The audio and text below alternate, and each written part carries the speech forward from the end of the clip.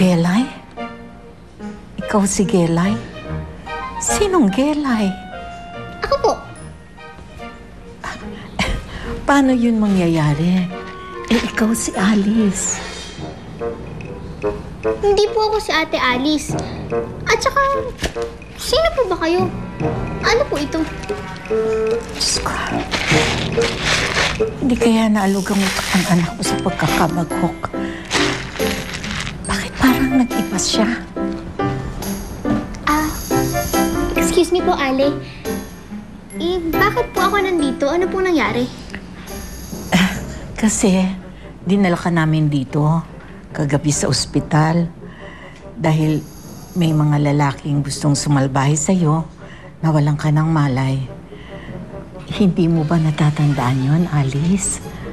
Hindi nga po ako si Ate Alice. Sige. Ayaw mong maniwala sa akin.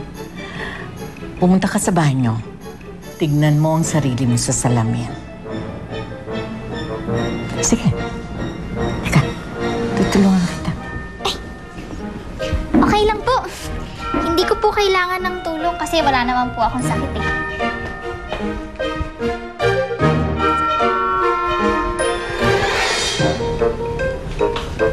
Sige lang, sandali lang po ah. Hello po!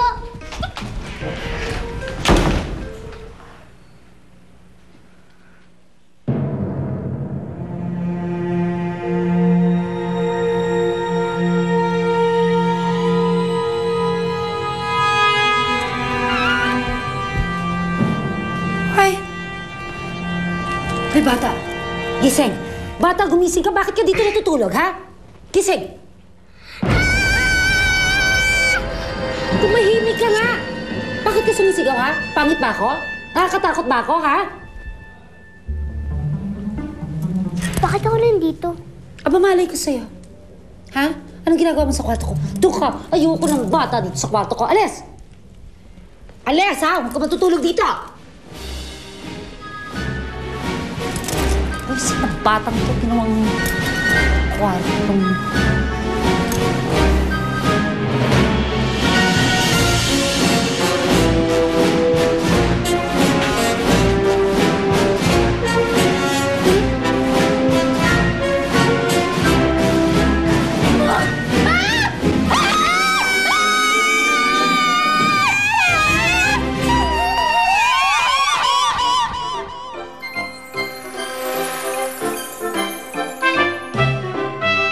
Saklap ang nangyari sa aming mag-ina. Sama ko nga ang katawan niya, pero hindi ang pagkatao niya. Halika na, Gelay. Nangyari sa buhok mo? Bakit nakulot? Pansamantala akong nandito dahil meron akong mahalagang misyon na dapat gawin. At susundin niyo ang lahat ng inuutos ko. Tama. Alam ko na! Ang itim na bato! Baka maaari magamit ko yun laban sa kanya. Ano kaya ito matigas na to? Hindi si Vergel, nakita ko kagabi. Sino lalaki yun? Wala na akong panahon magpaliwanag. Pero kailangan yung tumakas ni Hilario. Dahil gagamitin siya ng Esmeralda laban kay Alice. Si Hilario ang tunay na tatay ni Alice.